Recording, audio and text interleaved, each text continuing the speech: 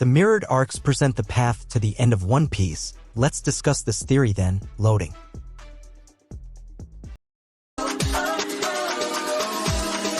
Hello everyone, welcome to the channel, and before the content of this video, don't forget to leave your like, subscribe to the channel, and activate the notification bell. This way you won't miss any new videos on the channel. And without further ado, let's get to the video. Mirrored arcs, this theory is not new, but it gains more strength with the events of Egghead. But why does this theory point us towards the conclusion of the story? Well, before that, let's talk more about the mirrored arcs. This theory suggests that the pre- and post-time skip are mirrored.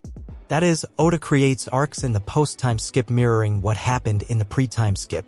Let's see if this holds true. Arlong Park, Fishman Island. Starting with the first major pre-time skip arc, which is Arlong Park, where we have a fishman as the main villain. We have some of Arlong's speeches, resentment towards humans, a racial difference, and what would be its mirrored arc? Clearly, it's the first arc of the post-time skip, the Fishman Island arc, where we also have the villain being a fishman. In fact, Hody Jones considers himself the heir to Arlong's legacy. Besides, both arcs delve into the human prejudice against fishmen. It is also in the Fishman Island arc that Nami completes her character arc, bringing forgiveness to Jinbe, who felt responsible for Arlong's atrocities. Drum Island arc, Punk Hazard. Well, here the similarities are not as significant, but they exist. In both Drum Island and Punk Hazard arcs, a doctor joins the crew, with Chopper becoming a permanent member in Drum Island and Law forming an alliance in Punk Hazard. Additionally, both arcs take place in a frozen land. Not to mention the similarity in the villains, a somewhat caricatured villain bordering on humor.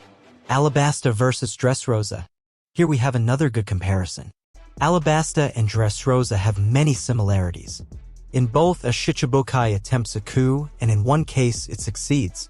The dissatisfaction of the rulers of Alabasta and Dressrosa leads to the downfall of the Shichibukai system in both arcs. Furthermore, in both arcs, a brother of Luffy appears, Ace in Alabasta and Sabo in Dressrosa.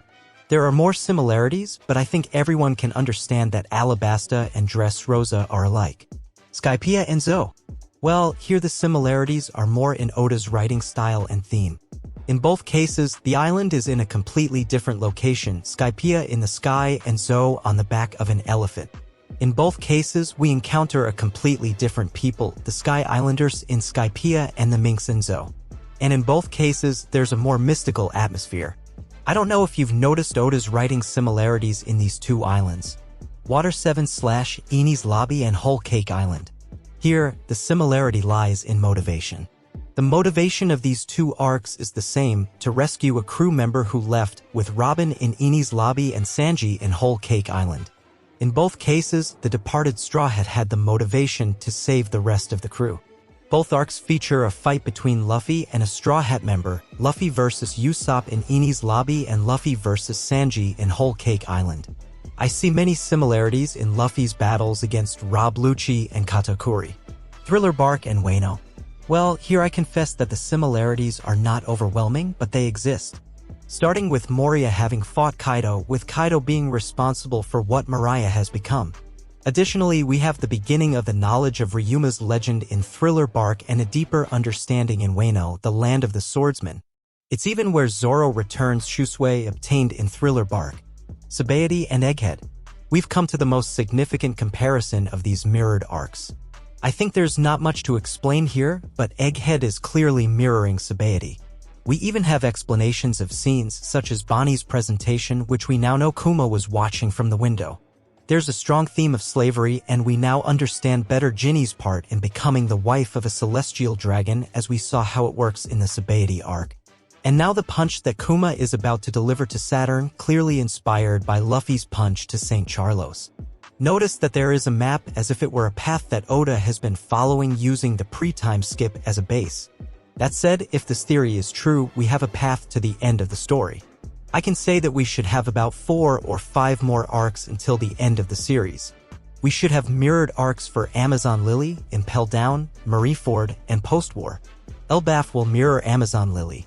I can already see similarities because both arcs will deal with a warrior people, with the Kuja from Amazon Lily being as warrior as the giants of Elbaf. I also believe that Elbaf will play the role of motivating Luffy for the final war, or we will find out the reason for it here. Amazon Lily was the preparation for the Marineford arc, and the same should happen with Elbaf. We will learn the reason for the total war here. Mary Geos will mirror the Impel Down arc. Heaven and Hell, the realm of the so-called gods, the celestial dragons, will be a counterpoint to the realm of Hell, Impel Down, including the levels of Impel Down being inspired by Dante's Inferno. Marineford and Final War. Well, here it's easy. We will have an arc mirroring Marineford, but this time a much larger, global war, the Final War, where, as happened in Marineford, we will see the big names of One Piece facing each other. But this time it will be different. Victory will not be for the Marines and the world government. This time we will see their downfall. Post-war. Lodestar and Laugh Tale, One Piece. Mirroring Luffy's story, we will see his rise, finally obtaining One Piece and becoming the Pirate King. I believe that Luffy's dream is closely linked to this arc, something he saw in the Goa Kingdom that he wants to change, the Great Transformation. Well, that's it, folks. Note that I cannot give dates for this, just the Egghead arc has been going on for over a year. So we could have another 5 to 10 years here, but I believe this could be Oda's path to the end of One Piece. If you liked the video, leave your like, subscribe to the channel, and activate the notification bell. Until next time, and thanks.